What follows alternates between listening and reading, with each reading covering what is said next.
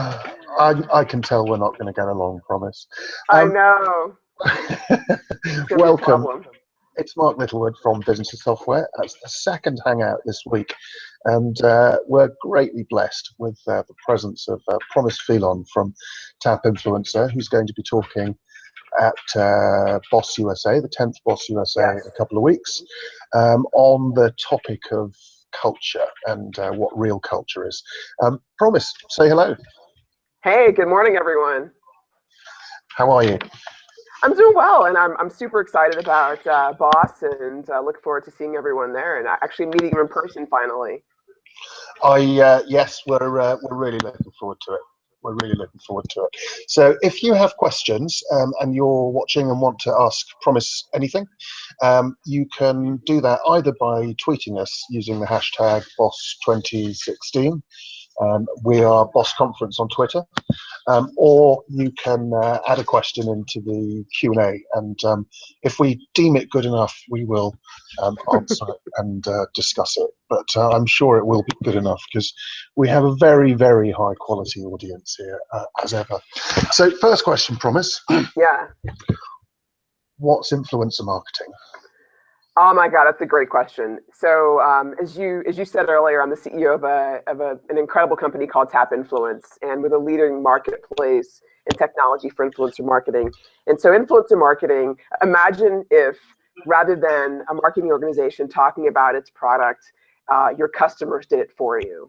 And so that's essentially what influencer marketing is. It's the act of getting consumers to create content and conversations on behalf of brands. So that's essentially what influencer marketing is, and we've been doing it as a company for several years. And I joined about a year and a half ago, and so we went from being sort of a services version of that to being a technology version. So the formal definition, and got a question from Fiona. Good morning. Is influencer marketing is the use of social media to influence and really change brand perception to create purchase intent. And we think about that as how you use everyday social media, such as Twitter, Facebook, etc., where those influencers are creating content on behalf of brands. So imagine, having a question about a vacuum cleaner or some consumable item, and then going to a website such as going to a social network and seeing a blog written about that, or seeing a video that's pertaining to it, that really puts that into context. And so Fiona asked a question here. Her question is, hey, Promise, good morning, Fiona. What would you say the influencer marketing fits into the overall marketing mix? You know what? We believe, in what we've seen with a lot of the brands that we work with, is influencer marketing is a complement and is a new channel in the influencer the marketing channel scape. So we would see this sitting alongside, things like your PPC or your SEM, but also very much integrating into those. So leveraging influencer content to drive SEO and also to drive website conversions. One of our best customers is the maker of Silk. And so they actually use the influencer marketing content that is created on our platform, and they actually integrate it into their website experience. So influencer marketing is really that new engine for how content comes alive and how brands come into context. So it's definitely an important part of the mix. Okay, and is it primarily a consumer thing? There presumably is a difference between. I'm trying to think of.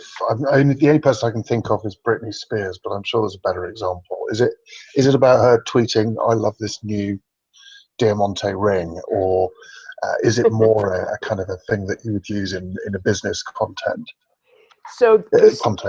Great question. I mean, the core of influencer marketing comes from a desire for context and authenticity, right? Like a company, I can talk about, any product on my desk here. I can talk about this iPhone, and I can talk about it as Apple. Or as a consumer, I can tell you a story about how I use this to arm my home and protect my home via an app. So it's about me as a person representing the brand and being authentic. And it's about putting that product into context of how you might use it based on how I do. So it's really, Britney Spears could certainly be what we call a celebrity influencer, But the influencer landscape goes from celebrities to micro celebrities to kind of your standard influencer, micro. No one wants to be a micro celebrity, but some are. And it goes I'm a all the way Fenta down. celebrity. You're a Fenta, you're a meta celebrity, my friend. And then it goes all the way to advocate. So it really depends on the use case and the strategy. But influence is a broad spectrum, and the best brands are doing a little bit of all those things. Celebrities, micro celebrities, all the way back to people who have a small reach and are doing promotions and doing content for free, essentially for brands. So it's a wide spectrum. So how do you go about finding these people and connecting to them? Do you have a big database of people that are interested in particular things and have a reach and an influence on particular things, and kind of target them with specific relevant products, or is it more of a kind of a customized approach? Yeah, I mean, there's a little bit of both here, actually. I mean, what we do is we have a marketplace. And so what's different from how we approach it from others is we don't take the database approach, which is, hey, here's everyone, go find your influencer. We believe that the way that brands should be selecting influencers is kind of how you build targeted marketing campaigns. How have they performed in the past? Who are they? Does their audience match our brand and our objectives? And then what is the cost to leverage this influencer on a cost per view, cost per engagement basis? So when we go look for influencers, we're looking for people who are solving a real problem, but who also have highly engaged audiences that match the audiences of our brands and who our brands are trying to reach. So we either scout those influencers directly, or they come to us in many cases. So we get several thousand hits a day from influencers, and are able to sort of get them inbound, but also we go after them much like you would a marketing or a sales objective. So it's a little bit of both, but what I love is when influencers hear about Tap and hear that we pay influencers faster, we protect them, we hook them up with great brands. I love when they come to us. Like that's the fun part, is when they actually call us up and tell us about how they can help brands be more influential. So who's your favorite celebrity? Sorry, influencer. Oh, interesting.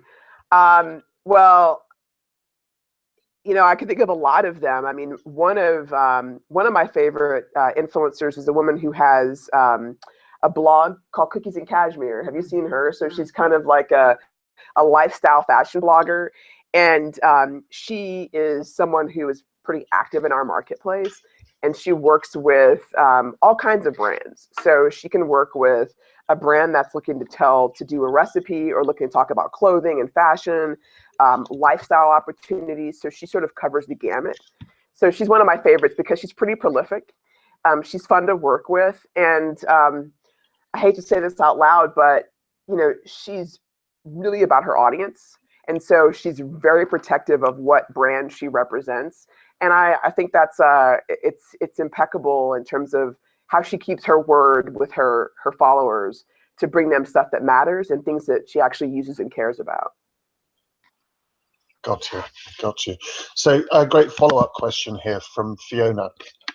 Are the days of tweeting and changing the fortunes of a single company dead, given the huge amount of content out there? Wow, that's a great question. I told you we've got a great audience. I They're very, very know, smart. and Fiona's just hitting them with, she's had her coffee and she's ready to go. So think about it this way. We are a social culture, and today social provides context for news and for information, like, period. And so, I think, if I look at the cupcakes and cashmere example, can she get people to re-engage with a brand that we haven't engaged with in the last 10 or 15 or 5 years? Yes. And so is it going to change the company's fortune? The groundswell of multiple influencers and their followers can certainly do that. Do I see influencers being the person who tips a brand from obscurity into relevance? I see it all the time. So, I think that what we have here is basically people have said the days of like banner ads and looking at content that's interruptive. Like, those days are gone. Every brand needs a bevy of influencers that are excited and passionate about their brand.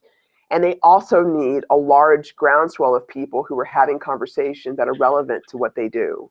So, I mean, whether or not it's tipping a brand in one way or the other, that's not the way to think about it. The way to think about it is, how do we take a brand and recognize the fact that it's no longer about what they say about themselves, and it's more about what is said about them that matters. So that's never going to change. And it's always been that way. I mean, look at B2B. If you're going to make $1,000 or $100,000 decision on technology, you're going to get feedback from other people. Well, now that social is abundant, we can do that in everyday decisions, whether it's aligning around a candidate or it's buying, a Venus razor from Procter & Gamble, right? Like, we now want to be part of something with people, and that's where we are, and it's where we're going to be long term. Hope that answers her question. Well, I'm sure she'll come back if you haven't, because she's Right. quite tenacious, this Fiona. Keep on it, Fiona. Brands, and you mentioned the Venus razor. Who really wants to have a relationship with their razor or their can of Coke? How real is the interest that consumers have in that type of brand? Yeah, that's a spiky question. That's a really good point. I mean, so here's the thing. We used to have brand loyalty when there were a few brands, right? And now we have challenger brands like Dollar Shave Club, which says, have a relationship with our company, have a relationship with our marketing, have a relationship with a different idea. And so I believe that every brand now has to act in this way. They have to, what Dollar Shave Club was great at was really three things. They had relevant content. So you never saw a model, or you never saw, like, everything that Dollar Shave Club did was bring their product into your home and make it relevant and make it funny and make it personal, make it relevant. So that's one. Two, what they did that was great was they educated you.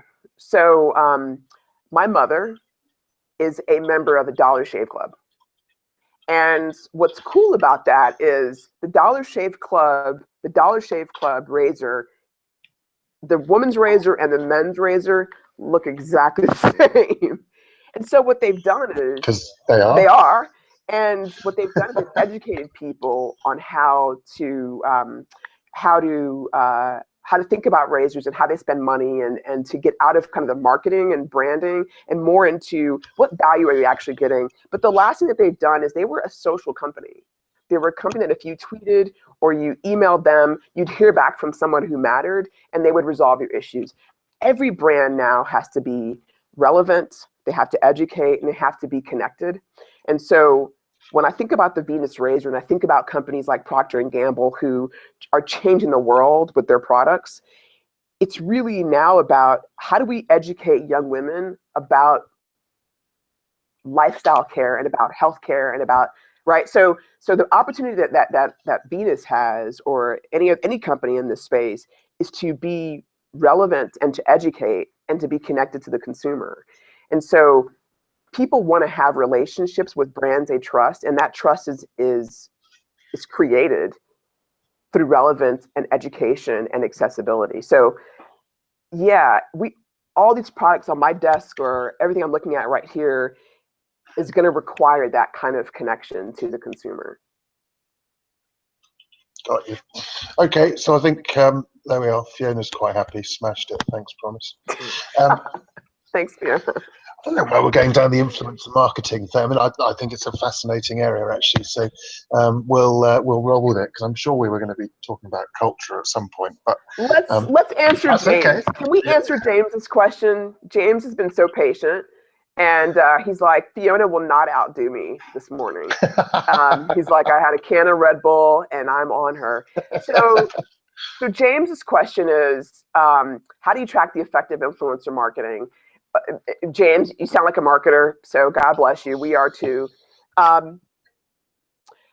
Brands have traditionally tracked influencer marketing impact by looking at reach, which is basically by saying, kind of going back to your initial question, how many people are following this influencer, right? And if I work with that influencer, I'm of course getting access to this entire world of people. We look at it a little bit differently. Reach isn't everything. Performance is. So we look at influencer marketing performance as in a comparison to existing marketing channels. So what's the cost per view, cost per engagement, and what's the sort of market mix model for how influencer content is performing against a TV ad, a TV placement, a banner, a piece of content that the brand creates on its own. So we take the metrics that are existing for those types of solutions and those channels, and we benchmark influencer marketing against them. So the most important metric that we think about, to James's question, is cost per engagement. What did it cost to get someone to like, share, tweet, watch a piece of content and engage with it?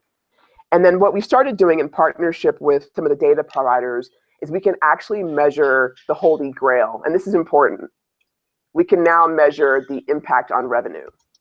So if you go to our website, you could actually find a lot of our data there, James, and we'll send you a link here in a second of, we'll tweet it out, of basically how we can tie influencer content to marketing ROI that drives actual in-store purchase and e-commerce purchase. So our goal is that it actually drives the top and bottom line and does so in a way that nothing else can. Gotcha. So yes, I guess the other question there is around attribution from James. How do you persuade a company that this is something that's really important to do? Are there tools and techniques that you can kind of demonstrate that? Yeah, that's a really interesting question. A lot of the brands out there today are experimenting with influencer marketing. I would say most. And the way they got there is they realized they went to their social feed and they don't have a lot of engagement online. They're the only people talking about themselves. The content that they're generating is highly expensive to do internally. And that content is starting to get to a place where it's not driving performance. So that's how brands start to experiment.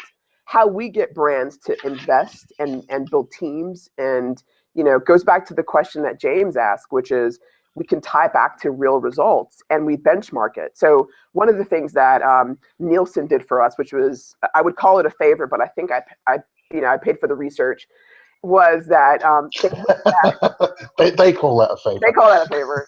A lot of their smart people looked at how influencer content that had been created through our platform was performing on social. And we learned two things. We learned that influencer content is evergreen, meaning that it continues to increase its ROI over time because it's on social. So it keeps getting engaged, it keeps rising. And so, you have these waves of virality that happen, but that makes this piece of content something that lives on in the social sphere. So that was one thing, is that it's the lowest cost per pixel, if you will, of content. The average piece of influencer content could cost around $2,000. In many cases, it's more around 500. So if you want to get a blog or whatnot, but it continues to perform over time. So that's one reason why companies start to really invest. The second is they see that it's actually changing behavior of the consumer. Either that consumer creates preference for the brand and starts to follow them and engage in their social media context, or they go into the store, and in the case of Silk, Silk actually stole share from their competitors because of this group of influencers' content. So that's when it went from experiments to an actual true investment category. Does that make sense, Mark, in terms of how we think about it and how customers do? Yeah, I think that's really good. Now, at the risk of, because this turns into an advert, how do you build a product around influencer marketing? What are the kind of core things that your software is doing that helps helps nurture these relationships? Because a lot of this sounds very one-to-one in terms of Interesting. relationship building. Yeah, that's interesting. And this is becoming all about TapInfluence, which is fine. But I know at some point we want to talk about icebergs and culture. Oh, we will. Okay. To really put it simply, right now there's a lot of risk in influencer marketing, and I hate to get serious here, but if you look at a lot of the FTC news that's coming out, you look at, the Don't Be a Kardashian, where they're not explicitly saying that they're working on behalf of brands. Brands are overpaying for influencers. There's abuse happening. Like, there's a lot of things right now around influencer marketing as it's grown in popularity that are not scalable, and in some cases are not ethical. And so what our technology is doing is essentially making the selection of influencers simpler, putting all the influencers in one place and trying to give brands the data on why you should work with one or the other, and finally measuring results of those campaigns. So a customer doesn't have to go out and find individual influencers. They're in our marketplace, but more importantly, we have data that you can't get anywhere else on why you should work with them. And then we automate the programs that you run and then measure the impact. So our goal is selection and measurement. That which cannot be measured cannot be improved. This is a great question from Nicola Rogers. Is there a best social channel for influencer marketing? Tweets have a shorter half-life, I'd think. And this is actually one of the things that he's going to be talking about when he speaks at Business of Software in a couple of weeks. He's an SEO guy, very, very smart person. The sort of explosion of inbound marketing, the explosion of Twitter and brands engaging here, there, and everywhere means increasingly that there's just more and more and more stuff out there. Right. And so it gets proportionately less attention. So where are the really interesting channels from your perspective for influencer marketing, or is it more driven by the kind of value of the individual influencers? It's a great question. Thank you, Nicola. So again, my goal is always to make these things kind of, to oversimplify. I think there's kind of three takeaways that I would offer. Twitter's a great channel for amplifying content that's already been created. So, and what we see, there's high engagement when you take a piece of content created somewhere else and you amplify that content through Twitter. It's just a great channel for that. But if you think about your audience, so let's say that let's go back to Venus, and we're going after young women who are beginning to shave and just deciding, do I want this razor? Do I want wax? Like, what do I want to do? And so where are those people? Are they on Facebook? Are they on Instagram? Are they on Snapchat? So a lot of this is about audience. And so audience impacts form. So, right, so imagine Venus creating, a 6 second video on Snapchat that's about this, a story about an influencer, a story about how someone used. So I think it really depends on, there's no one channel. From a performance standpoint, Instagram performs really well in terms of engagement, but really which channel you use depends on the audience you're going after. And it depends, like for instance, blogs are great places if you're going after people who are looking for recipes or who are promoting food, because you can go in, you can have more photos, you can go into more detail. That then makes Facebook a great place. So I really think it depends on who your audience is, and then what your objective or what the type of content that's being created. But Twitter remains a great place for amplification of content that takes people back to other places. And I think, in many cases, Pinterest does as well.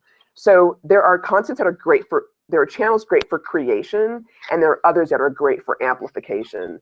And so it really depends on your audience which one you do and lead with. Okay, fantastic. Right, we're going to change now. We're going to talk about culture. All right. And this is a sort of an opening one, I suppose, from me. And I haven't asked you this question in the past, so but it really sort of struck me that it was kind of interesting.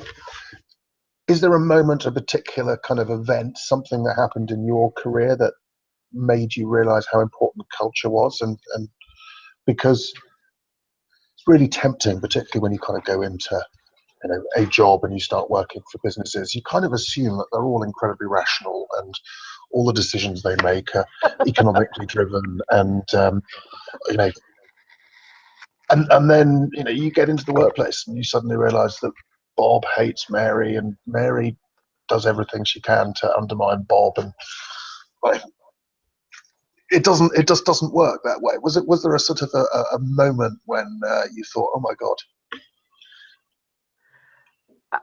Yeah, I mean, now we're going to get real. And so this was this conversation kept me up last night, just so you know. So I have a few gifts here for you on that. Culture when you're in it is different than when you're leading it, right? Like, so just kind of to put that out there. And I remember the quote, and our head of culture here always talks about it, which is, culture eats strategy for breakfast. And the best culture that I've ever been in was when I just started my career. I was in my very early 20s, and I worked for a company called BEA Systems, which we eventually took public and then was bought by Oracle for about $8 billion. Great culture. A hard driving, tough, excited culture of people who really felt like we were building the internet. And being in that culture was so incredible because it was about the collective. It was about the partnerships that we were building. It was about the people. And I watched us go from literally like 100 people to 3,000 in 3 years. And Wow. I saw how culture changes as companies need to scale and hit different points of inflection. But our revenue was growing at like 50% month over month. Like, it was just a wild, incredible time. And that wasn't because we were the best strategists. It was because, I think one would be hard pressed to find a more dedicated group of people. And so I remember sitting in a meeting where our former CEO, Bill Coleman, was kind of presenting his vision for the company. And I looked around, and like, there were no computers, there were no cell phones. There was it was 2 hours of just passion and excitement building. And so it was at that point that I realized that, it's not just, I study religion. It's not religious movements that are great at creating, passion and getting people driven and excited. It can be the desire to build something together. And that's really at the heart of the human experience. And so for me, that was really punctuated through that experience at BEA. Got you. So when did you, presumably within that role, because you were head of product there at some point, weren't you? Yes. Were you leading the culture in that piece of the business? I think I was part of the small group of people who were taking the culture and, going back to that word, amplifying it. So I don't think I was building the culture. No, I was part of the group of people who had kind of signed up for it and said, we're going to make this a reality. And I think every culture needs those champions, needs people who believe in it. And, I felt I was a steward of the culture. Great. So there was a very clearly articulated culture there. So tell me a little bit about Silicon Valley culture, because you're a typical Silicon Valley exec by the looks of you. We had that conversation. We did have that conversation. Yes, my friend. Yes, my friend.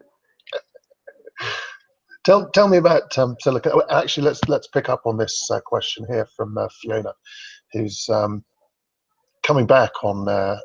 It was James, wasn't it? I think we're having a little battle here. What are the main benefits you see from a great culture? What do you think are the most poisonous things that cause terrible culture? Let's go for part one first. Wow.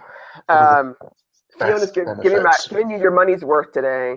Go girl. So I think the best parts about cultures is they create resilience in the individual. So if I go back to all the challenges, like, I know, we watch Silicon Valley, that TV show, and we have these ideas about like how companies just like, the business of software hasn't been a smooth ride the whole time, right? I mean, I imagine you've seen challenges. Yeah. And so what culture does is it's supposed to unify. And it's supposed to make the we stronger than the me. And when it works, it brings out the best in the individual, but it also helps to override the times where you're wondering, like, is this going to work? Can we do this? Because, I don't fault any employee for asking that question, because I think it's something that they should ask themselves. So I feel like when culture works, it overcomes a lot of the day-to-day barriers and challenges that every company faces. Culture also allows, when it works, to bring out the best in people. So, one of the things about the BEA culture was like honesty to a fault, right? Like honesty to a fault. Like if someone wasn't doing or living up to what was expected, you could say, hey, you screwed that up and I wish you wouldn't do it again. But it was always from a place of caring and respect. And so that in turn, you showed up every day a little bit nervous because you might be called out, but also you knew that your peers had your back. And so I think when culture works, it's bringing out the best in people. When it doesn't work, I think that, it brings out the worst in us. It brings out the procrastinator, it brings out the gossiper, it brings out the, hey, I just want to run this past you. It brings out a lot of the things that I think are not only company sabotaging, but self-sabotaging. So, when we go to work every day, our number one objective as employees and leaders is to make ourselves and the company better, and bad cultures make that hard. And so it in turn makes it difficult for us to be the best that we can. So I think that's the poisonous part. Yeah. And so a lot of Silicon Valley companies talk about their culture and the ping pong table and the beer Fridays, and they become quite homogenous cultures, but they become quite toxic to people that don't fit in that. It's the sort of bro culture almost.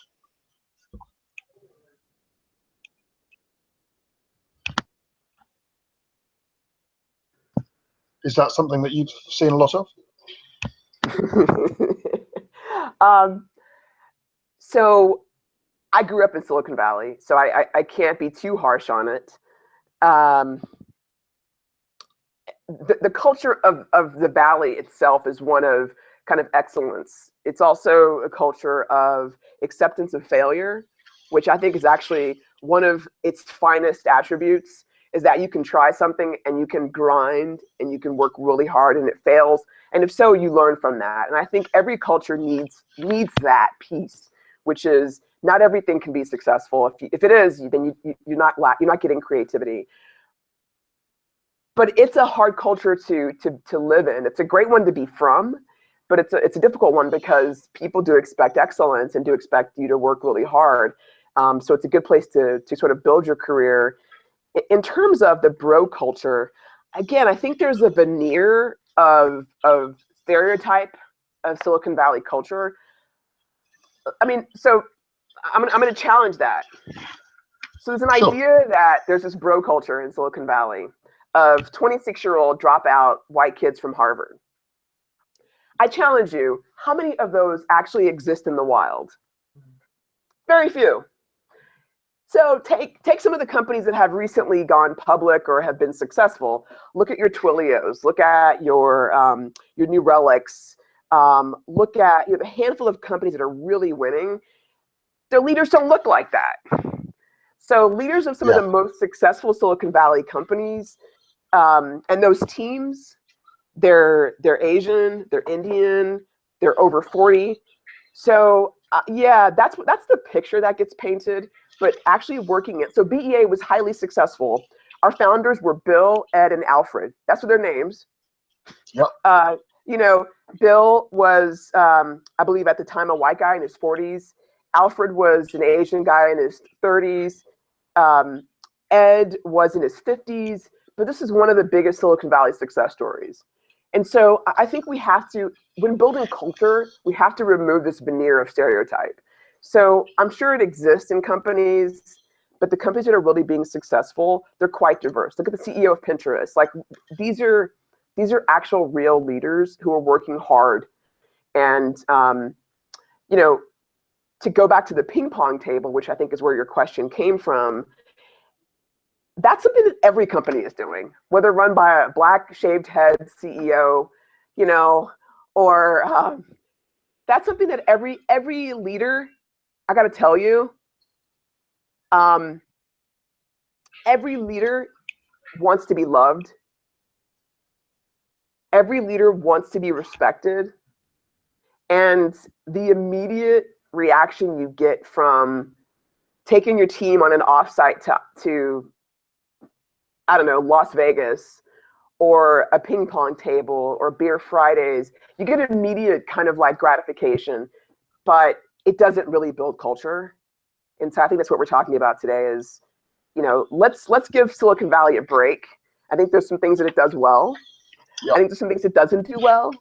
I think it struggles with meritocracy, but what we can learn from it is that a lot of the companies that really win don't look like the Silicon Valley TV show. That's a really great point. It's a really great point. So on from that, if you could start afresh, what would be the culture you create from scratch and the values you promote? I think we're starting fresh. Yeah, you know, we've actually done some work on this, and Rachel Donaldson, who's behind the curtain here, we can't see her, but she's behind the curtain, has been about figuring out that operating system. And so, you know, I joined Tap, and I came in, I'm not the founder, and so what's my natural reflex? I'm fabulous, love me, right? Like, let's all be friends. But I was walking into a different culture. And so I wasn't starting fresh. I was walking into something that already existed. And so my immediate reflex, and I think, you know, I talked to a bunch of my CEO buddies, was let's get everyone fired up and excited. Let's do the ping pong. Let's do the beard. Let's do all that stuff. And then, you know, after reflection, I realized that isn't sustainable. It doesn't, you know, culture both attracts and repels. And so I wanted to attract an aggressive, success-focused, passionate individual. And ping pong doesn't do that. Winning does. And so, right? So we moved from what I call the top of the iceberg of perks down to the part that's like dark and hard and lonely and cold, which is, okay, do we have the financial resources to build a great company? Do we understand our unit economics? Do we know what creates a great director at Tap or a VP or a leader? Do we understand what it takes to win? Do we have the elements that are required to really build something? And so I moved from what would have been incredibly fulfilling, which is everyone loves me and we're going to Mexico, you know, every year, and focused on, okay, I want to build a 100-year company. How do I do that? I do it from the bottom. And so if I think about what we did, and I think Rachel Donaldson was a big part of the courage around this, was we said, forget perks. Let's build something that attracts the right people and repels the wrong people, quite frankly. And it was the hardest thing professionally that I have ever done. And I've built companies, I've sold companies, I've shut off companies, I've gone public. This was the hardest thing, was basically saying, okay, we're not going to worry about the veneer. We're going to focus on the part that no one sees. And so that is what the value is. How do we win? Do we have the right people? Do we have the right skill sets? And really instilling that so that when people leave Tap, they can go on to be great executives and leaders anywhere.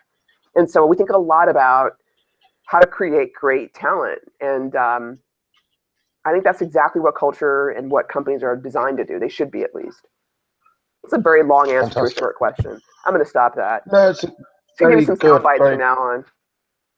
very considered answer. Just tweet the answer. Just It's like, kids these days, that's all they can concentrate on, isn't it? Codify your culture. Do you write that culture down, or do you think that culture is something that is obvious when people walk through the door or when they engage with the company? This is a good question, and I think I keep looking at Nicola's question. So her question is, can good cultures exist with bad leaders? No. How's that for a soundbite? No. No. That was a bit short, to be honest. Still got another 138 characters in that answer. I know. They can't, because culture is defined by leaders, but it's got to be reinforced. And the way that that gets reinforced is every day, right? Like, you know, one of the culture's kind of the tenets that we have is we want to add value in every customer interaction. As CEO, I can't see every customer or prospect interaction. And so, but my managers can, my leaders can.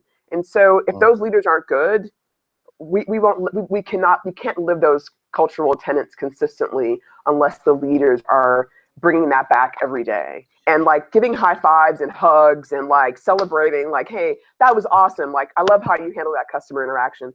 That's where the culture gets built. You can codify it in a cold room with a bunch of, you know, old people and whiteboards.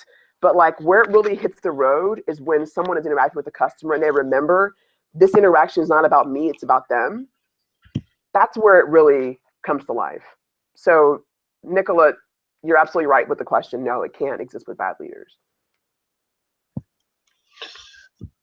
Do you think companies should spend more time on culture? How do you define culture? How do I define culture? Well, I'm not very clever, so I'll take someone else's definition.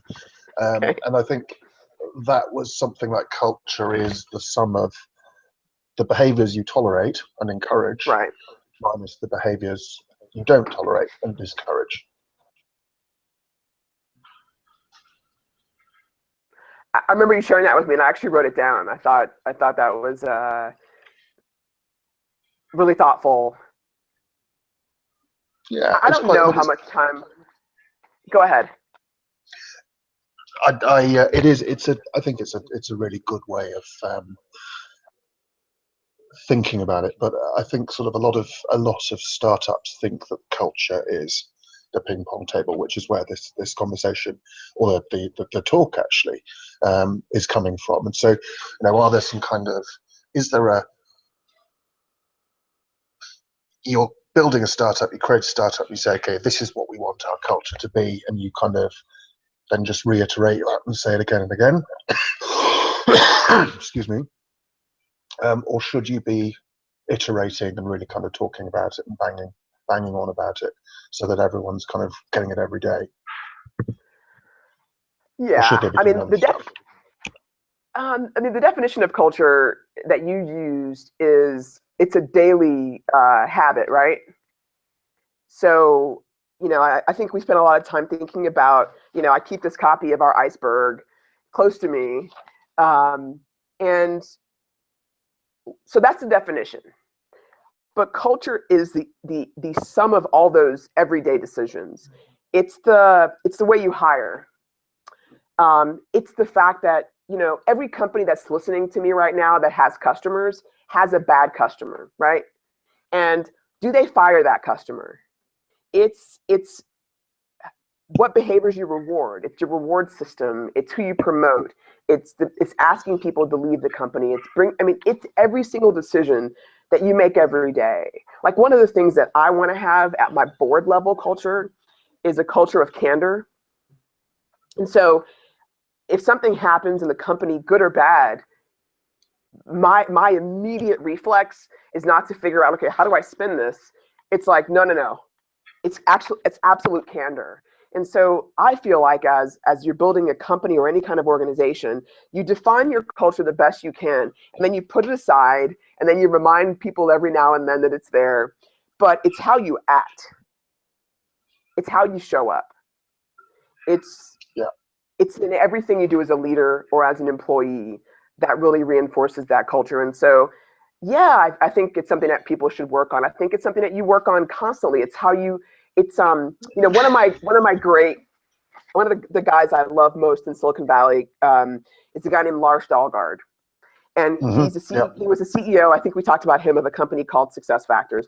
And this company just blew the market away. They transformed everything around HR, and they kind of re-enlivened this whole category. But he had this concept of no assholes. Like that was like an explicit thing that they talked about as a company. And so what he would do is if someone blind copied him on something, he'd print the email and like go to the person and say, we don't use blind copy here. Like anything that you can say, you can blind copy me on, you can say to the person about which you're speaking. And so blind copy is not allowed to be used in this company. If you have something to say to someone, get up and go and talk to that person and have a conversation. And so that's culture, right? It's every day taking that no assholes and then making it relevant to email, right? So we've all got to work on it every day, all day. Very interesting. Very interesting. Okay, so we're sort of coming to the end of our time, unfortunately. But as I said, I can't wait to meet in person and absolutely talk about some more of this stuff. Is there something that you want to learn at BoS? Is there something that you want to? Is there something that you're thinking about working on? Are there problems that you want to solve that people can help? I mean, absolutely. I mean, you've got some really impressive people like Dharmesh Shah. You've got like just really impressive people who are going to be there. So I can't wait to hear other business leaders. But I guess the one thing, kind of getting personal here, that I want to be part of is, a CEO or a senior leadership job is a very difficult one. And you constantly are alone, right? Like you've got all these different interests you're trying to balance at the same time. And one of the things that I think is really hard in the leaders, you beat yourself up. You want to be perfect in all these areas, and it's impossible. So I want the leaders who are in the room with me to hear that there's no state of perfection when it comes to culture. You have to be a constant gardener. You have to believe in, be your own best champion, but it's never going to be perfect. And that what you owe to yourself and to your company is to make it one of the top 3 things that you work on. And so I want to make sure that message gets heard loud and clear, which is decide what you want to do, believe in that, and act on it every day. But if you're not showing up on Business Insider because your employees bought you a Tesla, that doesn't mean you're a bad leader. I'm sure you saw that article, right? Like that. We're not going to be on the cover of Fortune because we're great cultural leaders. Like not all of us. There are not enough months. There's not enough Fortune magazines. There's not enough magazines to put everyone on it.